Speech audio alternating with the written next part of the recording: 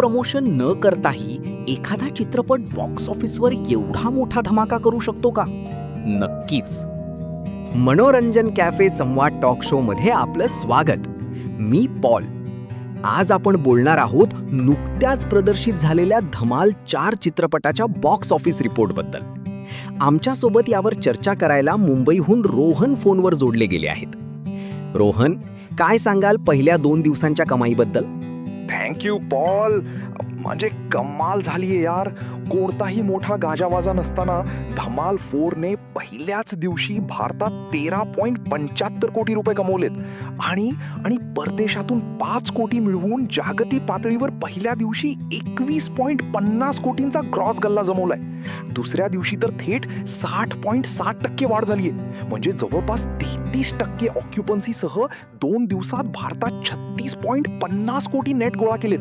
Budget 200 कोटी आहे, पण सुरुवात सॉलिड आहे. खूपच रंजक आकडेवारी आहे ही. पण थिएटर्समध्ये आधीच इतर मोठे चित्रपट होते, त्यांचा खेळ याने बिघडवला का? यावर बोलायला पुण्याहून स्नेहा आपल्यासोबत आहेत. स्वागत आहे स्नेहा. हो, नक्कीच पॉल.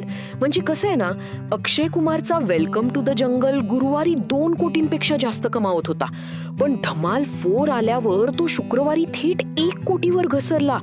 आणि आलिया भट्टचा अल्फा सुद्धा 8व्या दिवशी फक्त 1.65 कोटीच करू शकला. अजय देवगणचे स्वतःचे आधीचे सिक्वल जसं की दे दे प्यार दे 2चे 2 दिवसांचे कलेक्शन 21 कोटी होते आणि सन ऑफ सरदार 2चे 15.50 कोटी होते. धमाल 4ने या दोघांनाही खूप मागे टाकले. अगदी बरोबर. पण 2019च्या टोटल धमालचा विक्रम मोडणं या चित्रपटाला शक्य होईल का? नागपूरहून अमित आपल्यासोबत आहेत. अमित, तुमचे काय विचार आहेत यावर? पॉल, प्रामाणिकपणे सांगायचं तर तो विक्रम अजून खूप दूर आहे. टोटल धमालने दुसऱ्याच दिवशी 20.40 कोटी कमावले होते आणि भारतात एकूण 155.67 कोटींचा गल्ला जमवला होता. धमाल 4ने चांगली वाढ दाखवली असली तरी या थेट सिक्वलला तिथे पोचायला अजून खूप मोठा पल्ला गाठावा लागेल असं मला वाटतंय. धन्यवाद अमित.